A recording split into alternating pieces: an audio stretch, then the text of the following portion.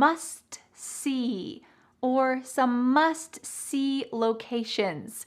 Can you imagine what this means? Does it mean it's not important to see it? Nah, you can skip that. No, you must see this. So, for example, when you visit Egypt, the pyramids are a must see. So we can use it as a noun, a must see. Of course, when you go to Egypt, the pyramids are a must see. When you go to London, Big Ben is a must see.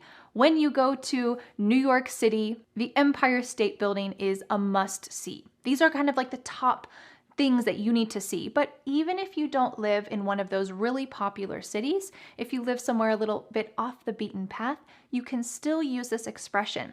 You might say, in my city, yeah, this view on the top of the mountains, yeah, that is a must see. You drive up this hill and you can have a great 360 view. That is a must see. So it's something that you cannot miss when you visit that location. So when I visit your city, tell me, what are some places that are a must see? I don't want to miss them. Next, let's talk about some common questions that you can ask other people about where they live, and also other people will ask you about where you live.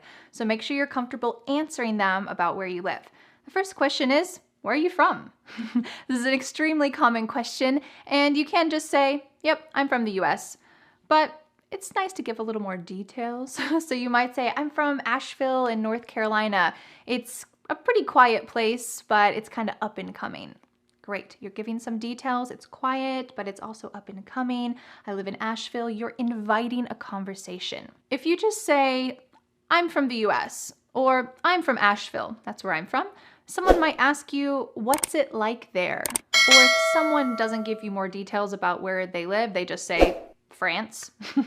I live in London. I live in LA. Okay, well, you might want some more details. You want to continue the conversation. This is a great question to ask.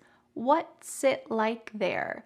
What's it like there? What is it like there? They might say, oh, it's so hot in the summer, but in the fall, it's awesome because we get some great leaves and you gotta check it out in the fall. Excellent. If someone has not mentioned the weather yet, you can say, what's the weather like there?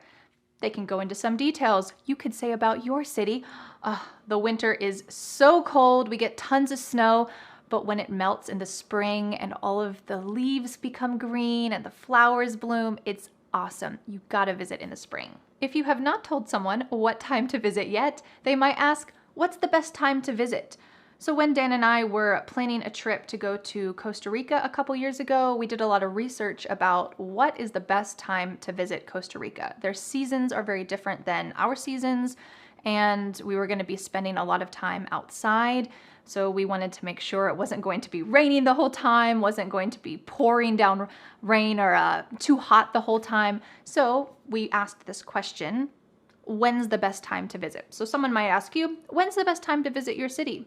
For my city, I think the best time to visit is the fall. The leaves are beautiful in the mountains. There's so many different colors and the air is so crisp and fresh. You gotta visit in the fall.